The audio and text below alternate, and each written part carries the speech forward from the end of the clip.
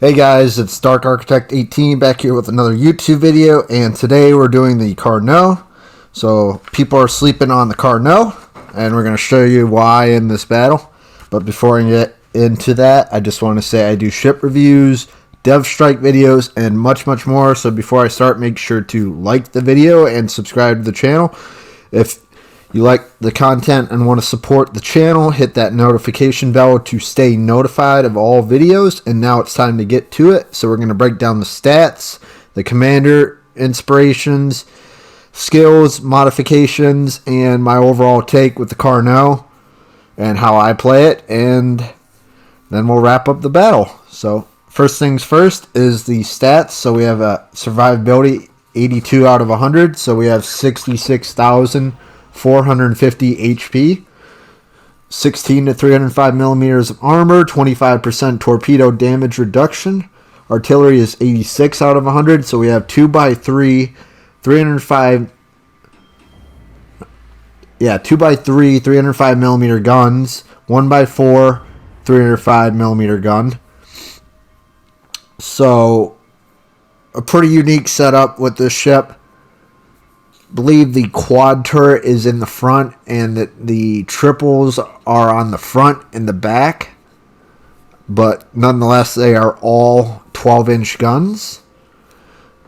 Pretty unique for this ship, so keep that in mind.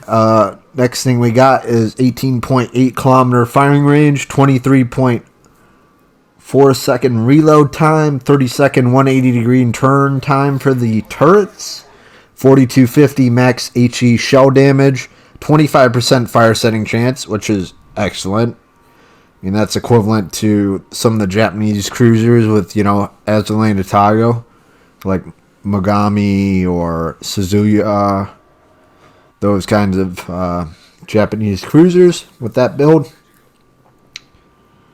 Actually, it says 28, not 25, excuse me. So that's even higher, actually, than what I just said. So that's actually really good. But that doesn't mean you should just focus with HE. You'll see me switch from HE to AP a lot in this battle.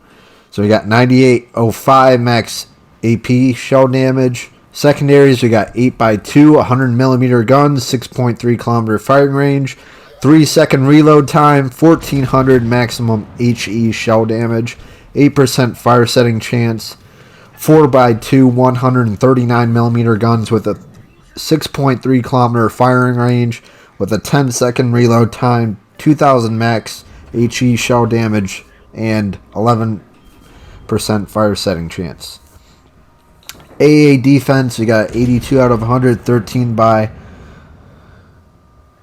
120 millimeter guns, 13 by 120 millimeter guns, 47 average damage per second, 2 kilometer firing range, 1 by 2 20 millimeter gun, 6 average damage per second, 2 kilometer firing range with 12 by 4 40 millimeter guns with 191 average damage per second, with 3.5 kilometer firing range, and 8x2 100 millimeter guns, 118 average damage per second, and a 5 kilometer firing range. So we got some pretty good AA. Definitely above average. It's not American AA, but it is definitely up there. I can't think of a lot to compare it to, but at least in terms of cruiser. But if you want to, let me know of some other comparable cruisers with that kind of AA, go ahead, be my guest. I will take a look in the comments section if you do that. I appreciate that. Anyways, we got maneuverability of 71 out of 100. You got 35.5 knot max speed, 870 meter turning circle radius, and a 6.9 second rudder shift time. So pretty good speed. Rudder shift time is not, it's not, gonna make this ship a agile ship, but it definitely makes it better. So keep that in mind. Also, concealment, we have a 50 out of 100, so a 13.3 kilometer detectability by sea, so that's pretty poor as a cruiser.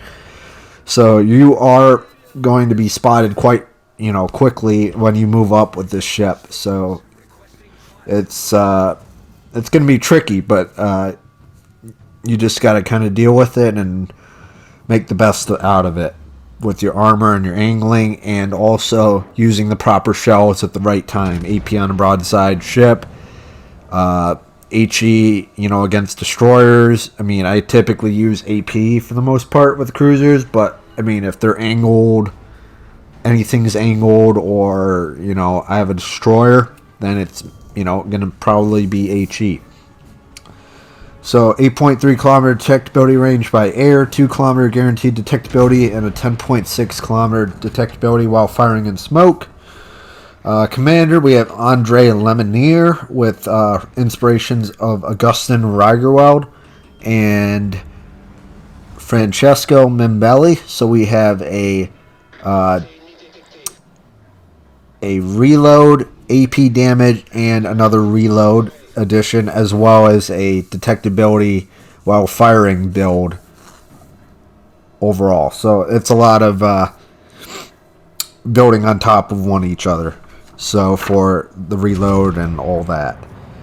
The skills, we got Beyond Range, Igniter, Punch Through, Fixated, Fully Packed. And for the modifications, we have Aiming Systems Mod 1, Steering Gears Mod 2, Steering Gears Mod 3, Gunfire Control System Mod 2. The only other thing you might want to consider with this ship is if you don't like, that you're not going to get 3-second rudder or really close to it, like being an agile cruiser, then, maybe you want to consider something else other than Steering Gears Mod 3 in that third slot. Maybe you want damage control, or you want propulsion. I would suggest probably damage control, but that's up to you. So yeah, you just got to think that out. So we got we started up towards the B cap. We kind of made our split towards the C cap and made our way around. We're just pushing our way through, trying to make our way towards A, because a lot of the other enemy team moved through A.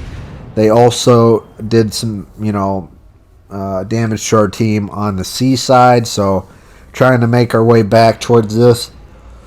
Also, in this game we had Malibu, another good buddy of mine, but yeah, still using this game, but I just wanted to let you guys know that, if you didn't already recognize that. But this game, using a lot of AP, we're using a lot of HE. This is a really good shot. You're going to see, like, look at that. He literally got double citadeled with AP, and that was a St. Louis. So this is 12-inch guns, so this is really, really, really good. We got a heel going. The sonar is pretty good on this. I think it's 4.6 or 4.3. I typically, whenever I'm thinking sonars on these kinds of ships, like just cruisers in general, I always put it between like 4 kilometers and 4.7. Unless it's German, then it's going to be 5 kilometers or more, typically. So that's just how I think of it off the top of my head. But, if anyone wants to put that in the chat, I'd be willing to discuss that and discuss, when to use a sonar more, situations to use that, etc.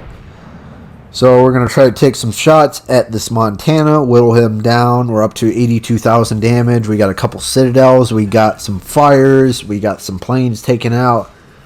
Doing a pretty good roll for the team. We have 1 cap, the C cap. They have the A cap. We are up like 200, almost 200 points. A little less than 200 now because one of our teammates died. So not the best, but we'll make do with it. That's how you got to kind of roll with some of these battles. You don't know what you're going to be, served, but you just got to put your best hand forward and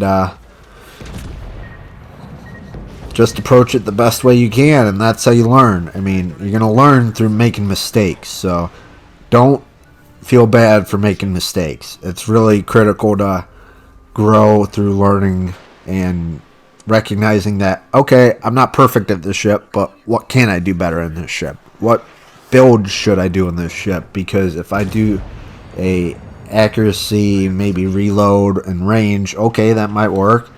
I'm doing, a double reload with AP and also detectability while firing main guns, so I'm stacking it for my build because of just how it works, and it's working really well so far. I mean, you see this game how I'm citadeling, the St. Louis. I am, applying pressure to the opposing team, like this Stalingrad, which is actually hilarious because I just citadel the Stalingrad right there. He's pretty much broadside, so we're up to a Confederate now. And we're just rolling now. So we're going to back up. We're going to pop this heel. We are going to try to play this a little bit more conservatively and get some more health back up before we re-engage the enemy. So we got some company at A. We got the St. Louis. We got the carrier on the way back. The Stalingrad's taken out now, so we're doing good. We're going to move up and try to take this St. Louis out. We're capping B cap right now. We got Malibu. He's moving up. So good stuff by the team. Very strategic and very, fitting for, a team player. And that's the thing, is you got to be more of a team player than, a damage hog, in terms of the fact that you can't always just look at a battle and say, I'm going to go after this damage, and think that's the only way you can, measure yourself up in terms of success. That's not going to work. I mean, damage is great. I mean, with this battle, I wasn't really looking at damage until almost, like, this point in the battle. And I was like, wow, I'm doing good. So, I'm doing a lot of things right. The damage is adding up. That's even better. But I'm also playing my role correctly, so it all adds up. It's not going to hinder you. It's going to add up. So it just feels good when you look at a battle and you're not really like trying to look at damage or whatever, or focus whatever, and things start falling, into place, and you're like, okay, this is great. Like, I feel good with this battle. Results are going the way I want them, and teach the players how to play the game better, and they'll take it from there. If they want to use it, it's definitely going to help the community. One player out of whatever number of players, and they keep getting better. Whoever gets better, at least you have one potentially better player on the opposite team. So. I thought this was a really good game. Almost 60,000 damage. Confederate, high caliber. If you like the video, make sure to like and subscribe to the channel, and hit that notification bell to stay tuned to the next video. Also, we're getting pretty close to, the next goal is 1,200 subscribers. So, and we're getting real close to 100,000 views on the channel. So, make sure to hit that, subscribe button. Really appreciate it if you could recommend the channel to anybody, and really appreciate everyone's support, and glad to, help out the community and guiding them out. So we got 161,000 damage, 3,400 XP, almost 450,000 credits, and pretty good game. This is Dark Architect 18. I'm out. Thanks for watching, and hope everyone has a good day. Thanks. Peace. Bye.